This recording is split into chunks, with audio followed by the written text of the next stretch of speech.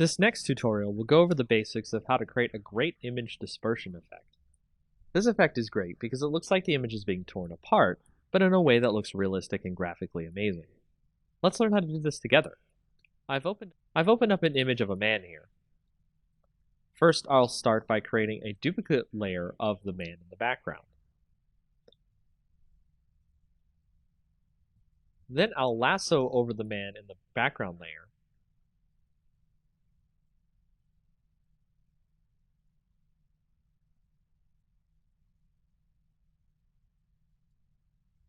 Right-click, and then do Fill.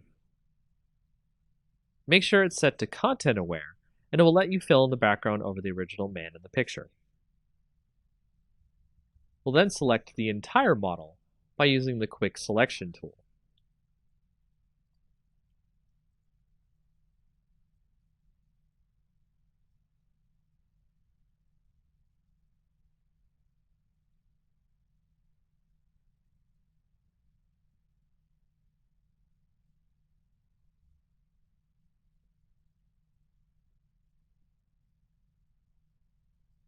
From here, depending on your Photoshop client, you can use Refine Edge or Select and Mask and give more of a refined edge to the hair on the model, so we can pick up individual hairs and outlines.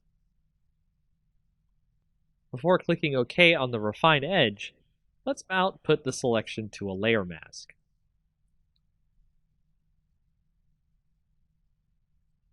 Now you can see the model is on a separate background.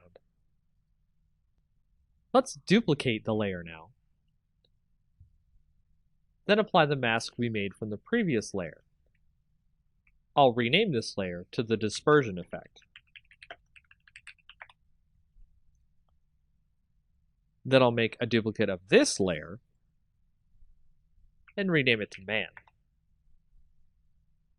Now I'll select the dispersion layer, then select filter, then liquify. Next, I'll warp the model using the forward warp tool so we can make sure we can have a nice canvas for our effect later.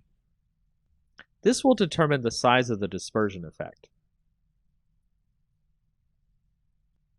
Take your time with the liquify, then when you think you're done, hit OK. Now we'll make another mask, which we'll do by hitting Alt before clicking the new mask button, the little circle in a rectangle, so we fill the mask with black. This way, our dispersion effect is hidden until we need it.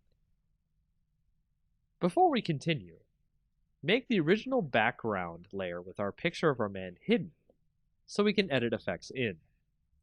Now on our layer called man, we'll make a new mask with no black filled in, so just click the new mask button without holding any keys down.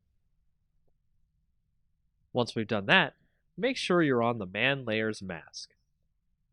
Make sure your brush is set to black for the foreground color. Select the brush tool, then select a brush that will give a great dispersion effect. There are brushes out there for free that you can download that will give you the effect desired, so look for them. We'll edit the image to give a bit of a destroyed look. Then we'll switch to the dispersion layer and its mask as well. Switch the color to white, and start masking in, uncovering, the warped layer we did earlier. This will give you the effect of a dispersion going onto the image and looks really great. Experiment with this feature. It will allow you to create some really interesting images.